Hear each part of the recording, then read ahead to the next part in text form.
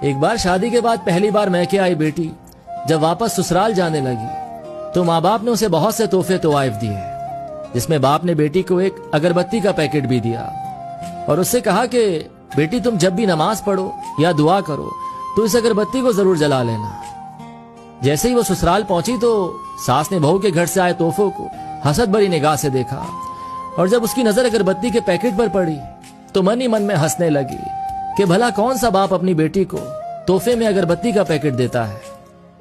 صبح جب بیٹی نماز کے لیے اٹھی تو اس نے باپ کے دیے اگربتی کے پیکٹ کو کھولا تو اس میں سے ایک چٹھی بھی نکلی جس میں لکھا تھا کہ بیٹیا،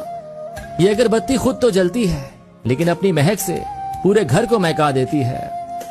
ہو سکتا ہے تم کبھی اپنے شوہر سے روٹھ جاؤ یا کسی بات پر ساس سسر سے ناراض ہو جاؤ،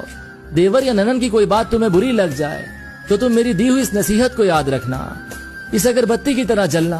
جیسے اگربتی خود جل کر اپنی مہک سے دوسروں کو تر و تازہ رکھتی ہے، ان کو سکون دیتی ہے، اسی طرح بیٹی تم بھی سہ جانا،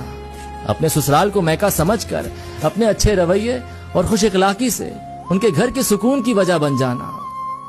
یہ پڑھ کر بیٹی پھوٹ پھوٹ کر رونے لگی تو اس کا شوہر اور ساس سسر بھی وہاں پہنچ گئے اور پوچھنے لگے کہ کیا ہوا، تو بہو نے وہ چٹھی اپنے شوہر کو دے دی۔ جب شوہر نے چٹھی کو پڑھا تو سب کی آنکھوں میں آنسو آ گئے۔